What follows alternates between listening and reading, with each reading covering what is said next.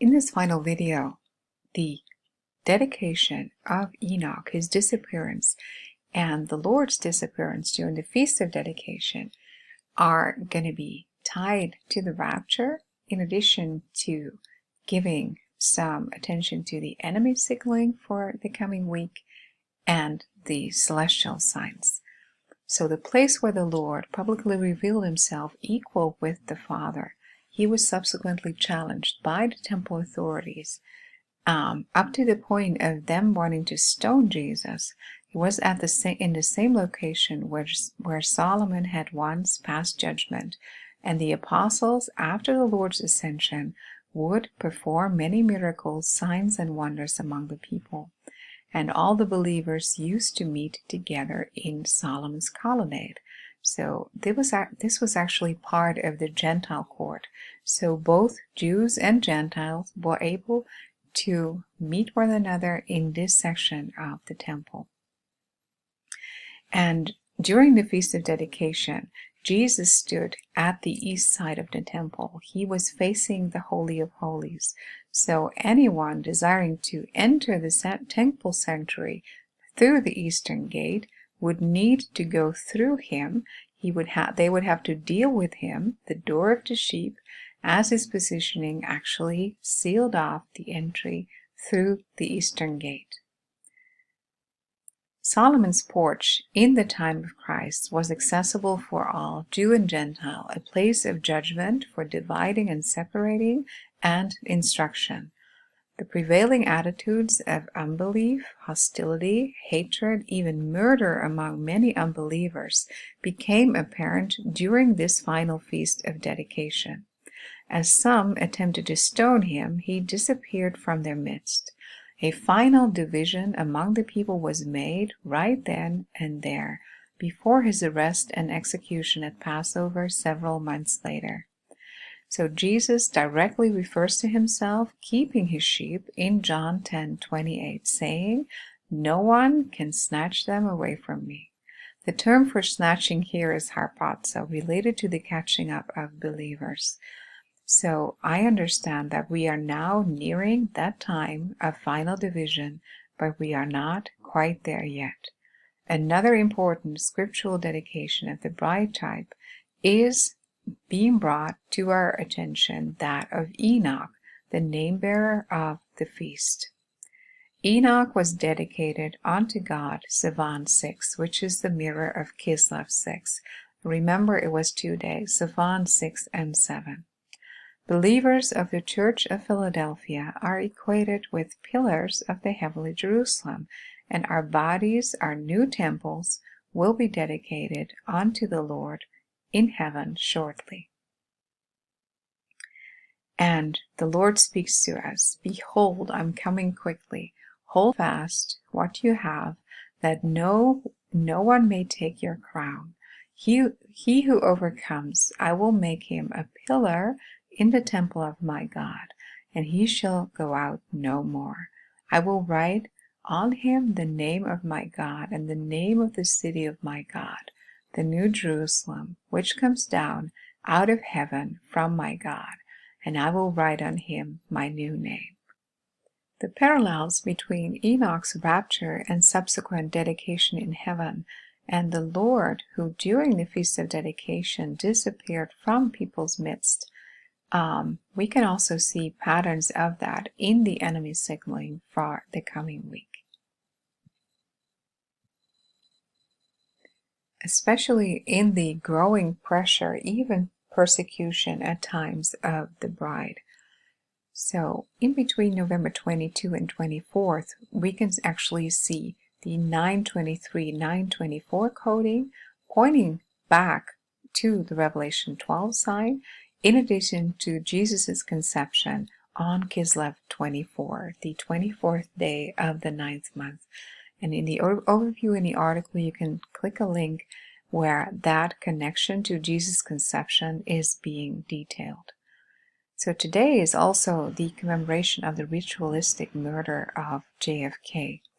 And there is actually ties that can be discerned between that murder and the Trump national emergency for COVID-19, and the fatal headshot wound.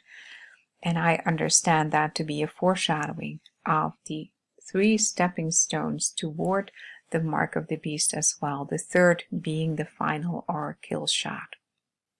And amazingly, the moon actually lines up with this trident symbolism and judgment, because the moon's position in Aquarius, in the waters of Aquarius, foreshadowing judgment, is actually next to Neptune, and that is related to the trident symbolism. Neptune being a type of the beast from the sea. And there is actually a triangle forming in between the moon, Neptune, and Uranus. Uranus being the representation of Enoch, the bride type, currently positioned in Aries. And a few days later, November 25th, the moon will actually conjunct with Mars. Mars representing war, but also Michael standing up. And that takes place in the horizontal trodden down fish, which represents the disciples being sent out in the constellation Pisces.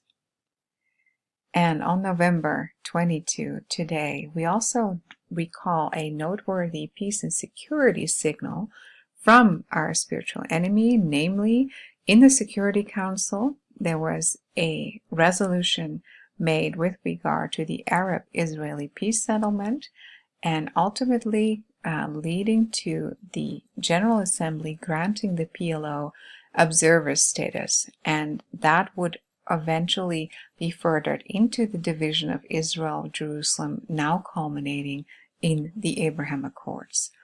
And of course, November 22 is also the earliest day that Thanksgiving can fall, and November 28th being the last.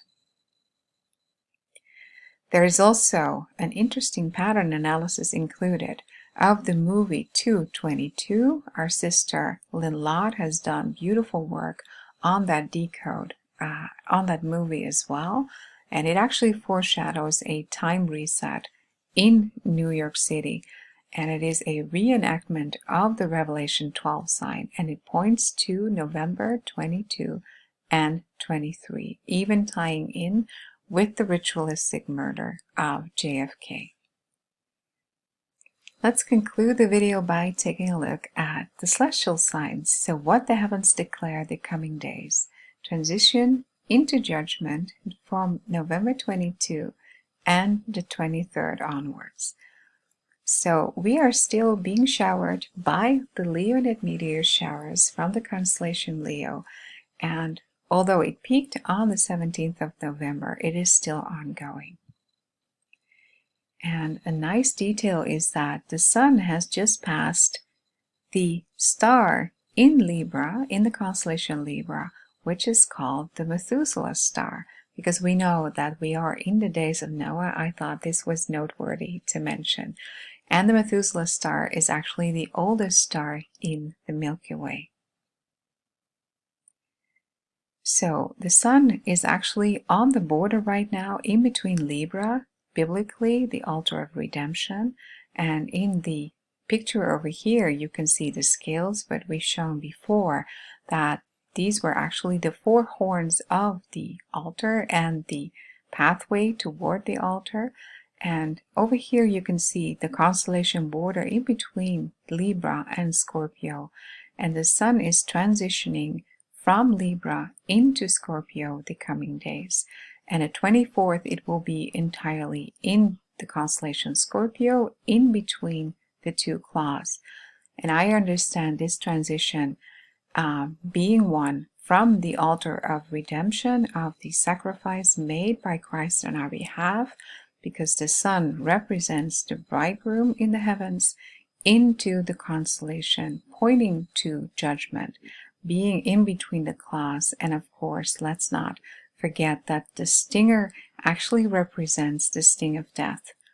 This is the brightest star in the constellation Scorpio. It's called Antares, and that is actually the focus of the constellation Sagittarius, which is located to the left of Ophiuchus. Ophiuchus, the restrainer, the serpent bearer, is located over here, and the arrows of Sagittarius to its right are actually focused on the heart of the enemy, Antares over here.